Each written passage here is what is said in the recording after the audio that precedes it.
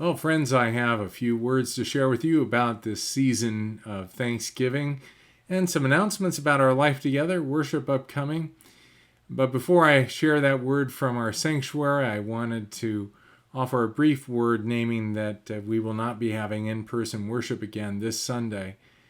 In fact, our session met, and in light of the continued rise in positivity ratings for COVID-19, we're going to re-examine things at the end of January at our stated meeting and make a decision then about the in-person worship offering.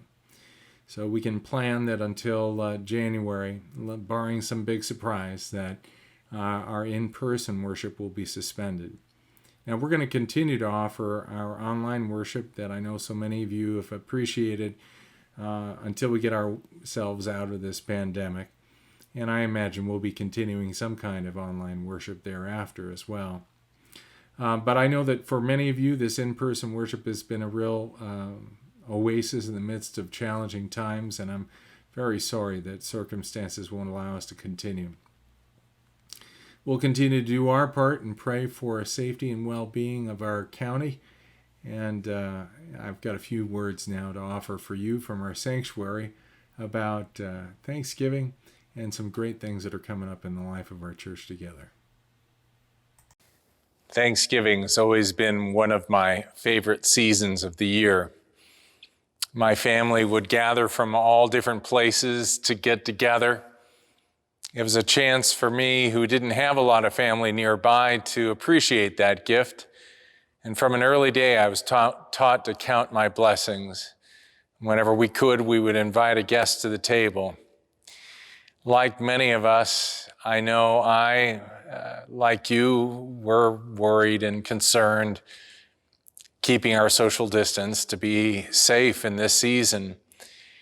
And we need to take care, or else we'll turn upside down the whole sense of the season. This is a time when counting our blessings helps to change our perspective. When I was young, it was about making pilgrim hats out of construction paper and bringing home a turkey that I had sculpted out with my hand for my family.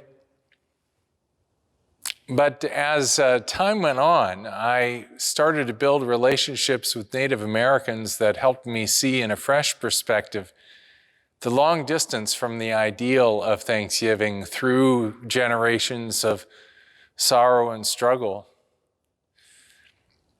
I have recently been reading the slavery audit of Princeton Theological Seminary. Now, you'd think that up in the north there, it's a non-issue, but there was a long history that caused me to think fresh about the legacy of a place that I've known and loved.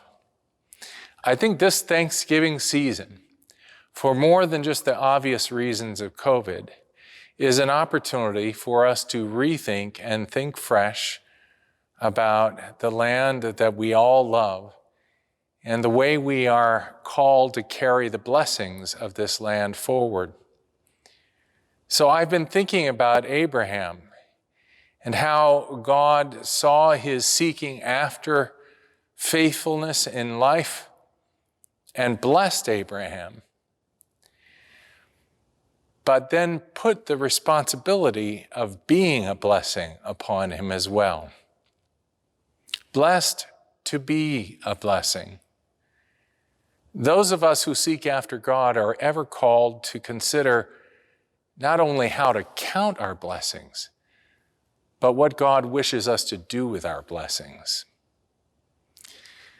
Well, every day I wake up and pray for all of you and pray that we together can be a church that is a blessing for Lake County and beyond. I hope you've taken note of your parish life that arrives on Friday evenings, sometimes Saturday morning, that has a full listing of our various ministries. I want to draw your special attention to the fact that we're celebrating the life and witness of our youth as a congregation. It's this time of year. It's a little more challenging as we are living through these COVID times of distance, But we've managed to gather together some things under the coordination of Kara Smith-Laubenstein, our outstanding associate pastor for youth and their families. And I know you're going to appreciate worship. Following worship at 11 o'clock, there will be a special Zoom forum sponsored by our Anti-Racism and Equity Task Force.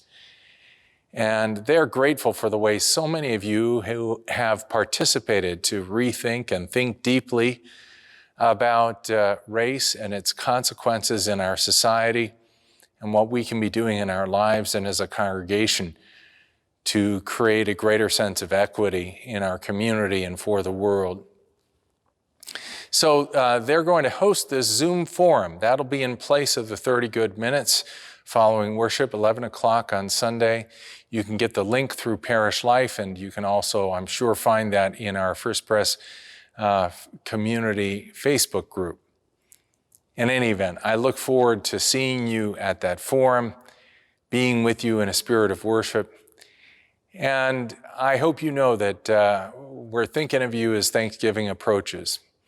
I'll be offering a little devotion on Thanksgiving Day that you can access as you desire. We'll be working to include some music by our wonderful musicians here as well. In any event, know that you are in our prayers as this important time of year comes upon us. Won't you join your heart together with mine in prayer? O God, strengthen us to count our blessings when it feels like our cup is half empty and getting emptier by the moment. Teach us to count our blessings and refocus our lives upon the grace you've bestowed upon us.